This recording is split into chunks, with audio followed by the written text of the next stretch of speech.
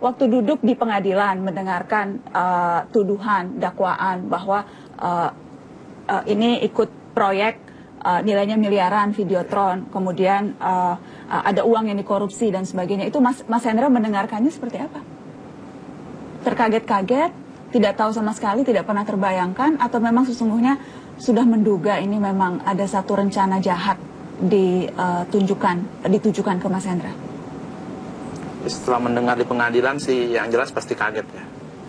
Dengan uang sebanyak itu, sejumlah itu, ternyata yang dikorbankan cuma saya. Ya sangat kaget sih kemarin itu. Kok tiba-tiba kenapa sih harus saya yang jadi direktur? Kenapa enggak yang lain gitu aja? Apakah sedangkan yang lain kan semua orang berpendidikan, orang kuliah semua ya. Ternyata saya sendiri yang tidak sekolah di situ yang jadi dikorbankan. Mungkin apa karena kebodohan saya kali ya. Kenapa harus saya jadi direktur yang jadi korban, itu aja sih. Di sidang Rifan sempat bilang pernah bertanya ke Mas Hendra mau tidak dijadikan direktur dan dijawab mau. Betul tidak itu? Tidak, bohong. Tidak pernah Tidak ditanya? pernah. Tiba-tiba sudah ada di akte aja. Itu tidak pernah terjadi. Dan kalaupun ditanya apakah Mas Hendra mau jadi direktur di PT Imaji? Pasti saya tolak. Kenapa? Percuma setelah diangkat jadi direktur pun pekerjaan saya office boy. Uang yang ambilnya dia semua. Pekerjaan saya nyuci kamar mandi. Diangkat jadi direktur pun tidak punya ruangan khusus, komputer nggak bisa, apa tidak punya dasi dan segala macam tidak punya. Orang office boy 50 juta, 100 juta pun belum pernah punya seumur hidup. Apakah mungkin korupsi? Itu aja. Dan itu Mas Hendra sampaikan di pengadilan? Sudah sampaikan. Kalau memang saya benar korupsi, tidak jadi masalah saya di penjara. Ini tidak merasa saya dikorupsi. Tapi itu akhirnya kan tetap di penjara 13 bulan. Apa yang terjadi pada keluarga Mas Hendra ketika akhirnya Mas Hendra ada di penjara 13 bulan itu? Ya semua, kalau kita berpikir ke belakang pasti sakit ya.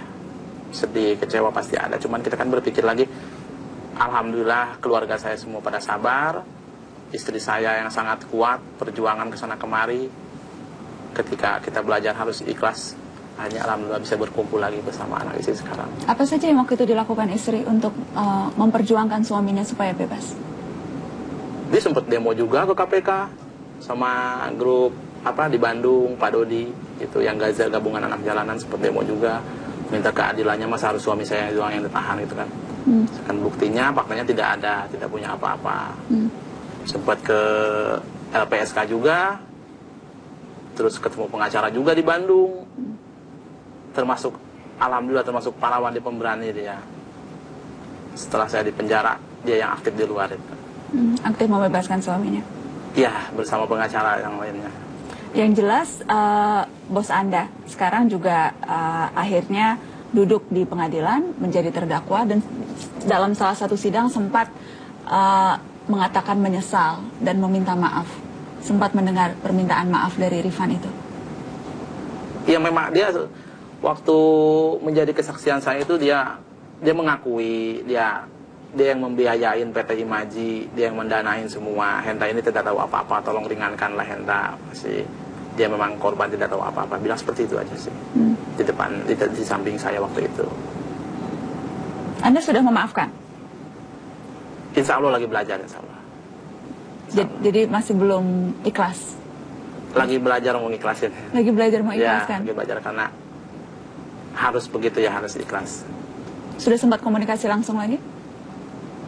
Kalau sekarang ini setelah keluar nggak ada, belum. Terakhir salaman saya berpelukan sama dia waktu lebaran kemarin sama keluarganya. Saya salaman biasa, seperti biasa aja. Selama proses persidangan, selama di penjara, sempat ada bantuan hukum atau paling tidak bantuan dari PT tempat Mas Hendra bekerja tidak? Sampai sekarang ini spesial pun tidak ada tanggung jawabnya kepada saya maupun anak istri saya, keluarga tidak ada. Dari keluarga Paripan tidak ada.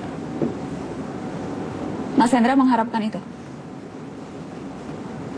Saya tidak bisa menjawab soal itu. Saya apapun sekarang harus konsultasi dulu ke pengacara, karena pengacara yang pegang semua.